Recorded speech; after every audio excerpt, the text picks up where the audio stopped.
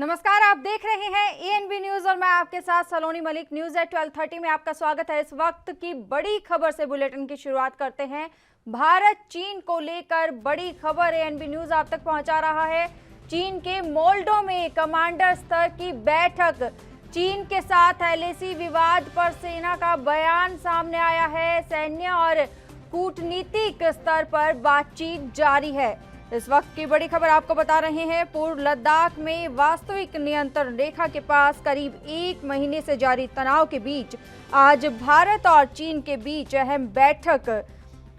बता दें कि चीन के साथ गतिरोध पर सेना ने बयान जारी करते हुए कहा है कि लद्दाख में गतिरोध पर चीन के साथ सैन्य और कूटनीतिक स्तर पर वार्ता जारी है। भारतीय सेना के एक प्रवक्ता ने जानकारी दी है। उन्होंने कहा है कि भारत और चीनी अधिकारी भारत चीन सीमा क्षेत्रों में वर्तमान स्थिति को दूर करने के लिए स्थापित सैन्य और राजनयिक, आपको बता दें कि इन सभी मामलों को लेकर अपील कर रहे हैं। वहीं आपको बता दें कि पूर्व लद्दाख में वास्तविक नियंत्रण रेखा एलएसी के पास करीब 1 महीने से जारी तनाव के बीच आज भारत और चीन के बीच एक अहम बैठक में सेना के ने एक अहम बयान दिया है। चीन के साथ गतिरोध पर सेना ने बयान जारी करते हुए कहा है कि लद्दाख में गतिरोध पर चीन के साथ सैन्य और कूटनीतिक स्तर पर वार्ता जारी है। इस वक्त की बड़ी खबर आपको बता रहे हैं। आपको बता दें कि इससे पहले सूत्रों के हवाले से जानकारी मिली थी कि भारत और चीन के सैन्य कमांडरों के बीच जो बैठक है वो करीब 9 बजे, सुबह 9 बजे होने वाली थी। वहीं उसके बाद 11 से 11:30 के बीच होने वाली थी। वहीं अब आपको बता दें डॉक्टर करोड़ी सिंह विदेशी मामलों के जानकार हमारे साथ फोन लाइन पर जुड़ चुके हैं। आपका बहुत बहुत स्वागत है एएनबी न्यूज में। धन्यवाद जी मैडम। डॉक्टर करोड़ी सिंह, आपसे जानना चाहते हैं कि चीन और भारत के बीच जो बैठक जारी है उसको लेकर क्या कहना चाहेंगे? देखिए मैडम, ऐसा है, बैठक करने का मतलब ही ये है कि कोई न कोई रास्ता निकल आएगा। और वो इसलिए कि जब ट्रंप ने, अमेरिका के प्रेसिडेंट ने कहा कि मैं मध्यस्थता करने को तैयार हूं, तो दोनों देशों ने कहा कि हमें मध्यस्थता की जरूरत नहीं है, हम अपने मामले अपने आप निपटा लेंगे। हमारे कम्युनिकेशन चैनल्स और डिप्लोमेटिक चैनल्स एक्टिव हैं जो सही काम कर रहे हैं जी। तो समाधान तो निश्चित रूप से होगा, क्योंकि आज के समय में जिस तरह की स्थिति है, अंतर्राष्ट्रीय परिवेश है, राष्ट्रों के बीच में युद्ध होना असंभव है। इवन छोटे देशों के बीच में भी युद्ध नहीं हो सकता, क्योंकि डिटरेंट इतने ज्यादा हैं। और भारत और चीन जैसे बड़े देश के बीच में तो युद्ध की कहीं संभावना है ही नहीं, तो संभावना बिल्कुल नहीं है। ये इसके कारण जो हो सकता है वो है कि दबाव की राजनीति है, क्योंकि विश्व के स्तर पे चीन को घेरने का प्रयास अमेरिका और उसके मित्र राष्ट्र कर रहे हैं जी। और वो भारत को भी साथ लेना चाहते हैं। तो चीन का प्रयास ये है कि भारत अमेरिका और उसके जो जितने मित्र राष्ट्र हैं उनके साथ नहीं जाए। चीन को इससे कोई आपत्ति नहीं है कि भारत अगर अपने हित में, राष्ट्र हित में, अपने विकास के लिए अमेरिका के साथ कोई समझौता करता है, उसको उससे कोई आपत्ति नहीं है। लेकिन अमेरिका का अलाई नहीं बने, पार्टनर बने, यहाँ तक दिक्कत नहीं है।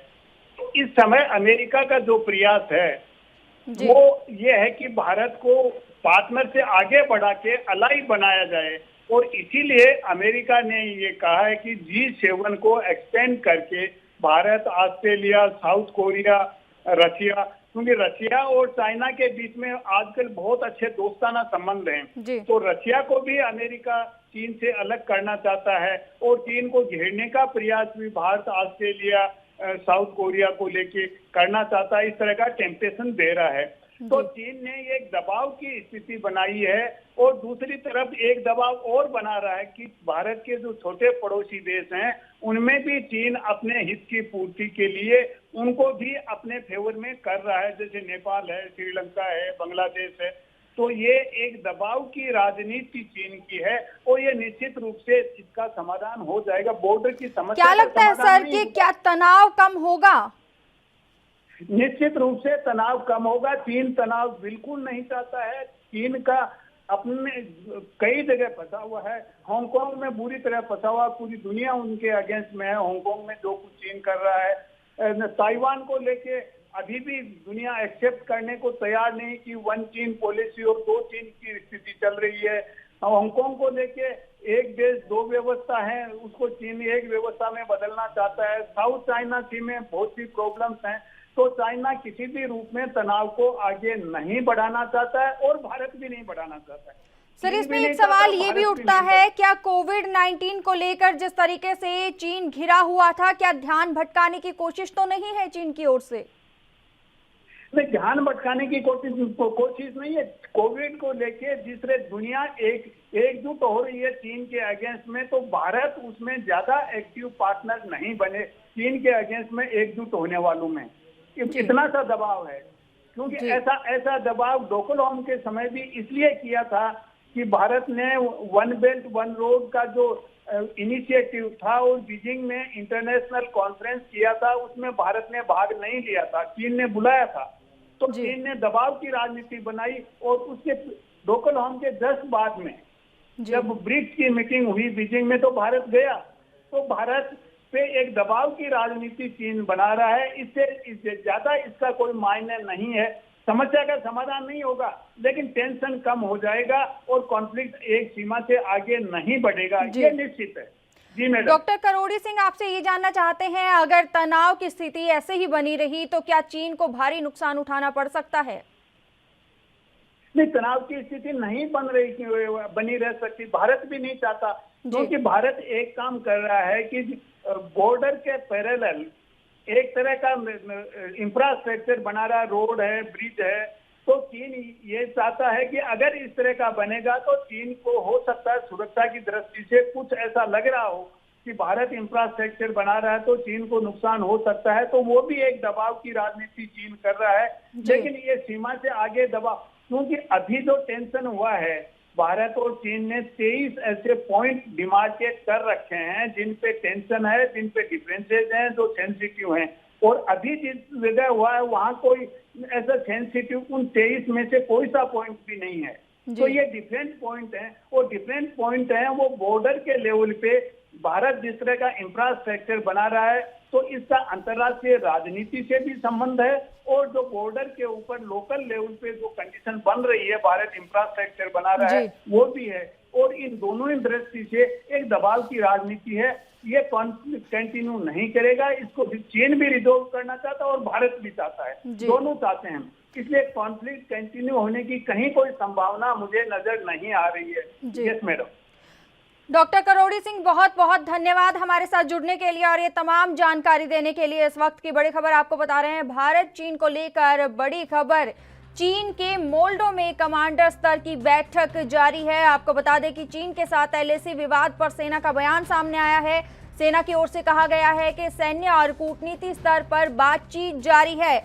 आपको बता दें कि ये बैठक वास्तविक नियंत्रण रेखा के पास लद्दाख के चुशलू के सामने चीनी क्षेत्र मोल्डो में आयोजित हो रही है। मोल्डो टकराव की जगह से 20 किलोमीटर दूरी पर स्थित है।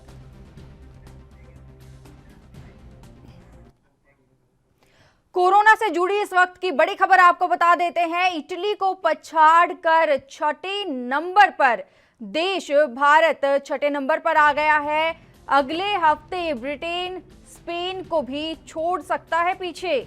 भारत में संक्रमण के 2,36,000 मामले हैं। इस वक्त की बड़ी खबर आपको बता रहे हैं, देश भर में कोरोना वायरस का कहर जारी है। वहीं इसी के बीच आपको बता दें कि भारत जो है वो लगातार बढ़ोतरी, कोरोना वायरस के मामलों में जो बढ़ोतरी हो रही है उसको लेकर आपको बता दें कि भारत छठे नंबर पर आ गया है और लगातार ये बढ़ोतरी होती ही जा रही है। अगर कोरोना वायरस के मामलों की बात करें तो 2,36,000 से ज्यादा मामले हैं और इसी के साथ ही इटली को पछाड़कर भारत छठे नंबर पर आ गया है। और अगर ऐसी ही स्थिति बनी रही तो अगले हफ्ते आपको बता दें कि ब्रिटेन स्पेन को भी पीछे छोड़ सकता है।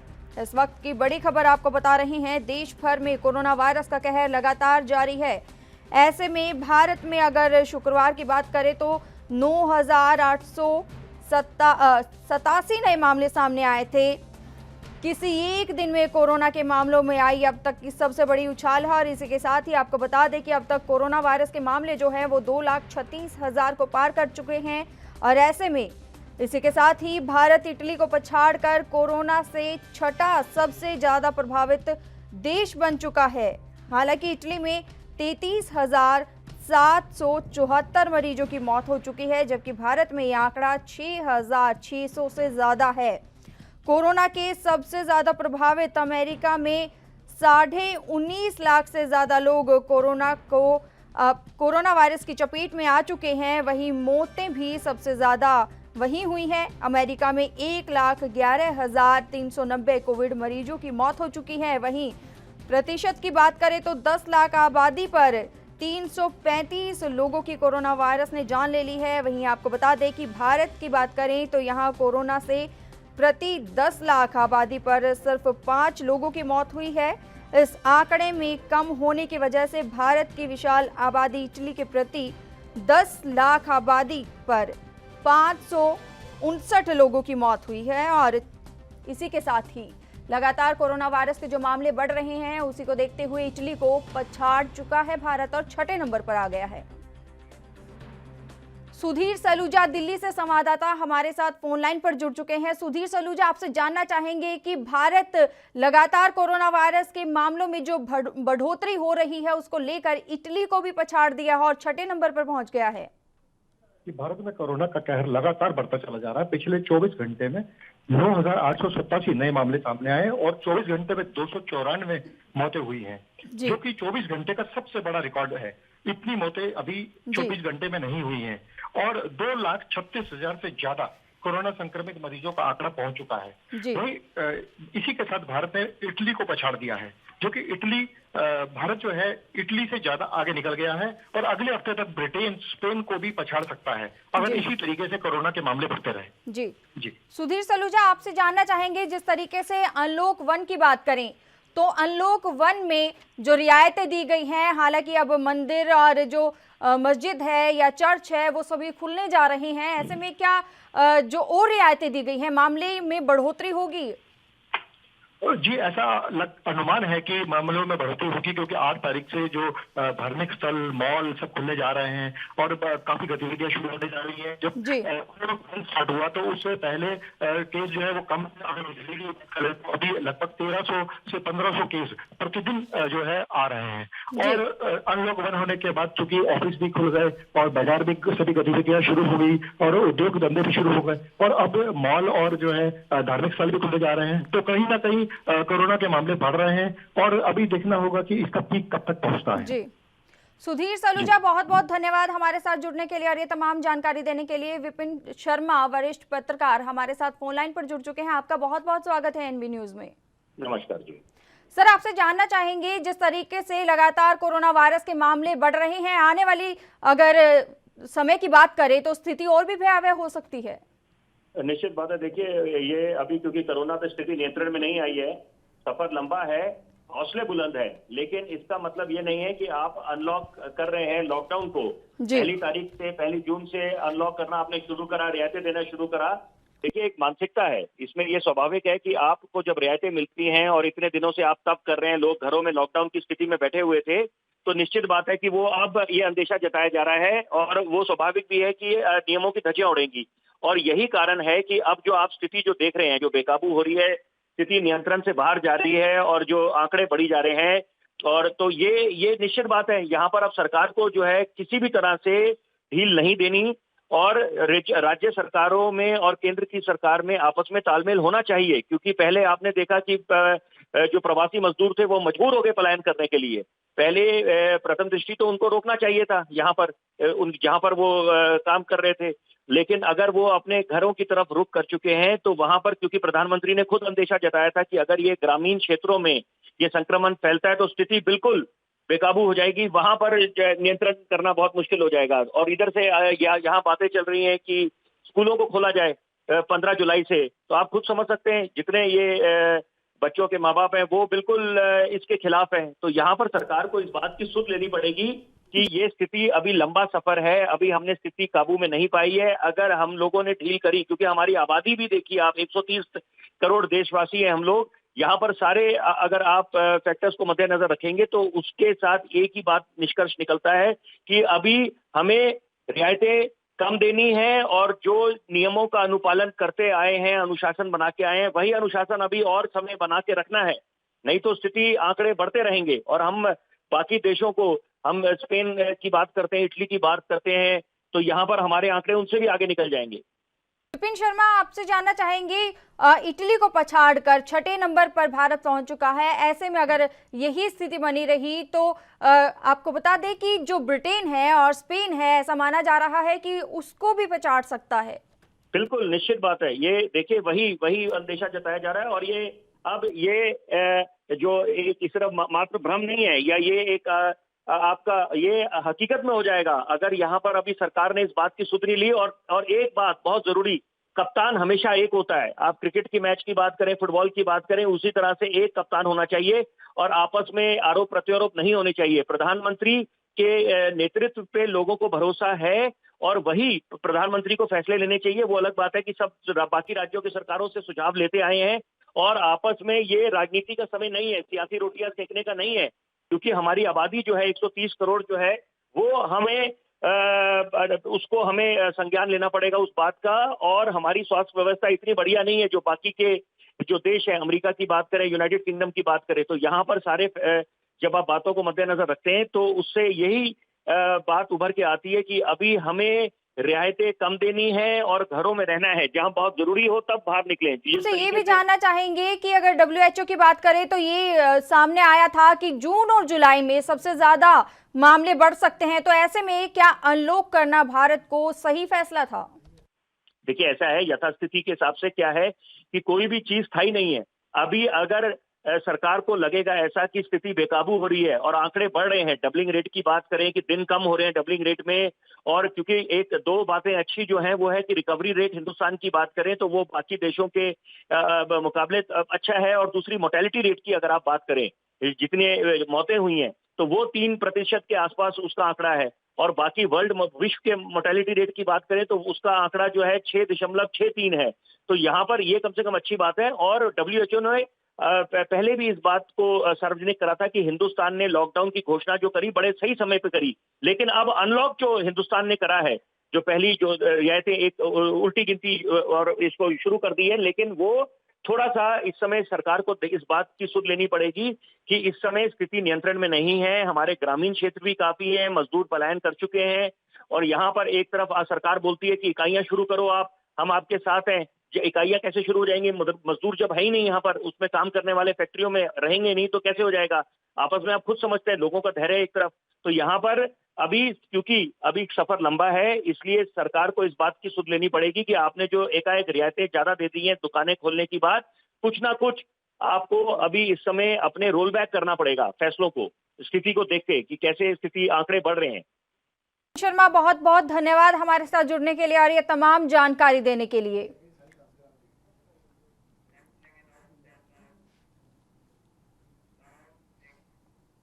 वहीं दाऊद इब्राहिम के कोरोना वायरस से मौत की अटकलें शुरू हो गई है। अंडरवर्ल्ड डॉन दाऊद इब्राहिम की मौत की अटकलें तेज हैं। तमाम मीडिया साइट्स पर मौत की खबरें वायरल हो रही है। दाऊद और उसकी पत्नी का कराची के अस्पताल में इलाज चल रहा है। इस वक्त की बड़ी खबर आपको बता रहे हैं, पाकिस्तान में छिपे अंडरवर्ल्ड डॉन दाऊद इब्राहिम के कोरोना वायरस से मौत की अटकलें हैं। हालांकि इसकी कोई आधिकारिक पुष्टि नहीं हुई है और ANB न्यूज भी इसकी कोई आधिकारिक पुष्टि नहीं करता है। बता दें कि शुक्रवार को इंटेलिजेंस एजेंसियों के हवाले से रिपोर्ट आई थी कि दाऊद और उसकी पत्नी कोरोना पॉजिटिव पाई गई है। रिपोर्ट्स के मुताबिक दाऊद और उसकी पत्नी को कराची के आर्मी हॉस्पिटल में इलाज के लिए भर्ती कराया गया है। दाऊद के पर्सनल स्टाफ और गाइड्स को भी क्वारंटीन किया गया है।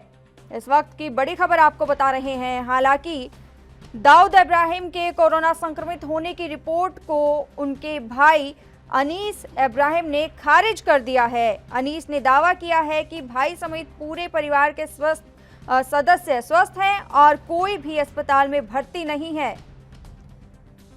इस वक्त की बड़ी खबर आपको बता रहे हैं, पाकिस्तान में छिपे अंडरवर्ल्ड डॉन दाऊद इब्राहिम के कोरोना वायरस से मौत की अटकलें लगी हुई हैं। हालांकि इसकी एएनबी न्यूज़ भी कोई आधिकारिक पुष्टि नहीं करता है। बता दें कि शुक्रवार को ये जानकारी सामने आई थी इंटेलिजेंस एजेंसियों के हवाले से कि जो दाऊद इब्राहिम है, अंडरवर्ल्ड डॉन है, उसकी रिपोर्ट कोरोना पॉजिटिव आई है और उनकी पत्नी की भी रिपोर्ट कोरोना पॉजिटिव आई है। इसी के साथ ही दाऊद और उसकी पत्नी को कराची के आर्मी अस्पताल में इलाज के लिए भर्ती करवाया गया है। दाऊद के पर्सनल स्टाफ और गार्ड्स को भी क्वारंटीन किया गया है। इस वक्त की बड़ी खबर आपको बता रहे हैं। हालांकि इस पूरे मामले को लेकर दाऊद इब्राहिम के कोरोना संक्रमित होने की रिपोर्ट को उनके भाई अनीस इब्राहिम ने खारिज कर दिया है।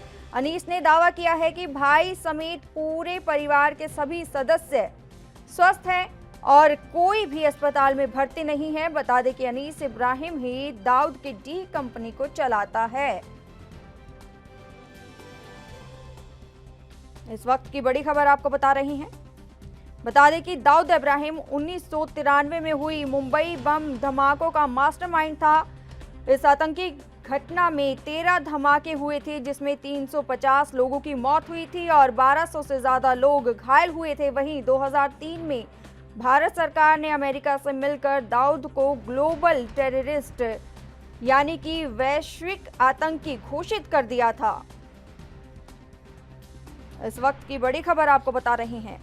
वहीं इसी के साथ ही भारतीय खुफिया एजेंसियों के डर से दाऊद इब्राहिम ने पाकिस्तान में शरण ले रखी है, जहां कराची में पाकिस्तान आर्मी और आईएसआई की सुरक्षा में तैनात है। भारत के कई बार सबूत पेश किए जाने के बाद भी पाकिस्तान ने हमेशा उसको अपने यहां होने से इनकार किया है। इस वक्त की बड़ी खबर आपको बता रहे हैं, दाऊद इब्राहिम के कोरोना वायरस से मौत की अटकलें। हालांकि एएनबी न्यूज़ इसकी कोई पुष्टि नहीं करता है। आपको बता दें कि तमाम मीडिया साइट्स पर और सोशल मीडिया पर यह अटकलें लगाई जा रही है कि कोरोना वायरस के चलते दाऊद इब्राहिम की मौत हो गई है।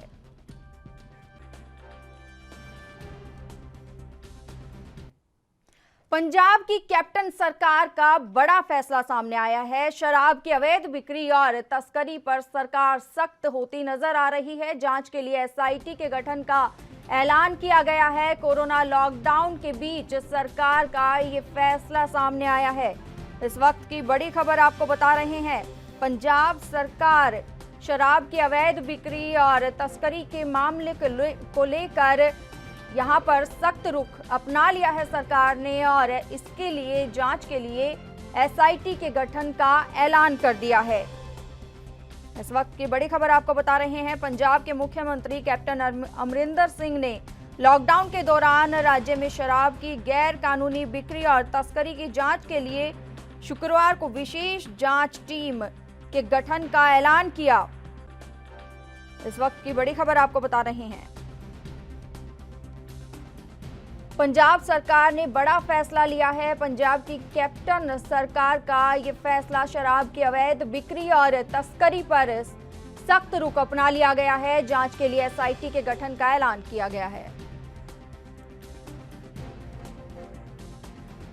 अवतार सिंह रिपोर्टर हमारे साथ फोन लाइन पर जुड़ चुके हैं। अवतार सिंह, आपसे जानना चाहेंगे, पंजाब सरकार का जो अवैध शराब बिक्री को लेकर और तस्करी को लेकर ये फैसला लिया गया है एसआईटी के गठन को लेकर, क्या जानकारी मिल पा रही है?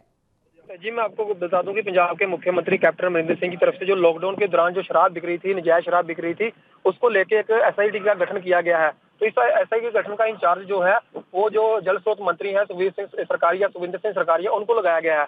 कैप्टन अमरिंदर सिंह ने साफ कर दिया है कि जो भी अवैध शराब बिक रही है उसको पूर्ण तौर पर बंद कर दिया। अगर कोई बड़ा आरोपी पकड़ा जाता है तो उसके खिलाफ सख्त से सख्त कार्रवाई जो की जाएगी। जी, इसके अलावा अगर शराब की बिक्री की बात करें तो इस मामले में और क्या जानकारी निकल के आ पा रही है, जिस तरीके से सख्त रुख अपनाती हुई यहाँ पर पंजाब सरकार नजर आ रही है? जी, मैं आपको बता दूं कि जो नजायज शराब की बिक्री हो रही है, वहीं उन्होंने कैप्टन अमरिंदर सिंह ने ये भी स्पष्ट किया है कि राज्य के जो जो तस्करी है उसके अंदरूनी व्यक्ति भी मिलीभुगत हो सकती है। इसको लेकर ही जो पंजाब में जो नजायज शराब है उसका कारोबार चल रहा है, तो इसकी जांच की जाएगी। उसके नाम भी जो है वही डिस्क्लोज किए जाएंगे कि कौन कौन जो तस्करी करता है, तो उसके खिलाफ जो सख्त सख्त कार्रवाई की जाएगी। जी अवतार सिंह, इसमें एक बात और कैप्टन अमरिंदर सिंह ने कही थी कि जांच टीम की तरफ से आबकारी विभाग के अधिकारी की भी मिली भगत इसमें हो सकती है। जी मैं आपको बता दूं कि कैप्टन अमरिंदर सिंह ने ये भी स्पष्ट कर दिया, जो आबकारी के विभाग के जो लोग हैं जो इसमें मिलीभुगत कर रहे हैं उनके खिलाफ जो सख्त कार्रवाई की जाएगी। अगर कोई भी नाम सामने आता है तो उसकी जांच की जाएगी, जांच के बाद उनका नाम भी बताया जाएगा और नाम बताने के बाद जैसी भी कार्रवाई बनती है वो की जाएगी। जी बहुत बहुत धन्यवाद हमारे साथ जुड़ने के लिए और ये तमाम जानकारी देने के लिए। इस वक्त की बड़ी खबर आपको बता रहे हैं, पंजाब के मुख्यमंत्री कैप्टन अमरिंदर सिंह ने लॉकडाउन के दौरान राज्य में शराब की गैर कानूनी बिक्री और तस्करी की जांच के लिए विशेष जांच टीम के गठन का ऐलान कर दिया है।